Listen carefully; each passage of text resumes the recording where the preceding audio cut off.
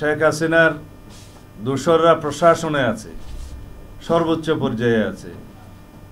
আমরা বলেছিলাম ফ্যাসিবাদের দোসরদেরকে বহাল রেখে আপনি বেশি দূর এগোতে পারবেন না। মাননীয় প্রধান উপদেষ্টা বলেছিলেন 31শে ডিসেম্বরের মধ্যে সকল সংস্কার কমিশনের রিপোর্ট জমা হবে, জানুয়ারিতে আলোচনা হবে রাজনৈতিক দলসমূহের সাথে এবং যারা সমাজের বিভিন্ন শ্রেণীর প্রতিনিধিত্ব করেন সামাজিক শক্তি বিশেষজ্ঞদের সাথে।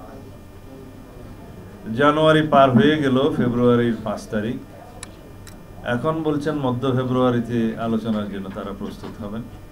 তারপরে কতদিন আলোচনা করবেন জানি না। এই অবস্থায় একটি মহল নির্বাচন করার জন্য রাজনৈতিক দল গঠন করবেন আলোচনা এসছে। কেউ কেউ বলছেন তাদেরকে সময় দিতে হবে, তারা নির্বাচনে আসবে, তারা নির্বাচন করবে ইত্যাদি। সরকার কেমন চলছে?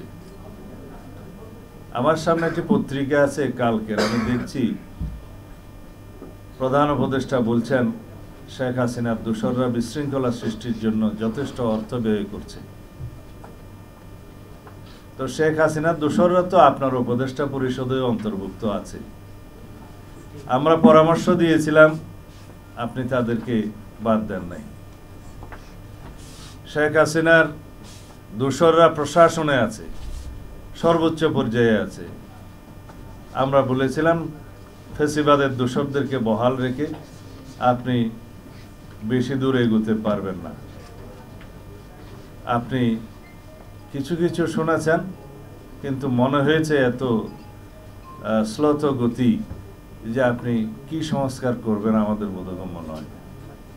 শেখ হাসিনার নিয়োজিত চুক্তিভিত্তিতে মন্ত্রী পরিষদ সচিব আপনি সরকারের দায়িত্ব নেওয়ার পরে 2 মাস 5 দিন পর্যন্ত বহাল ছিল।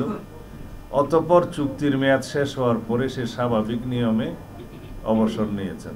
আপনি তাকে বাদ দিতে পারেন নাই।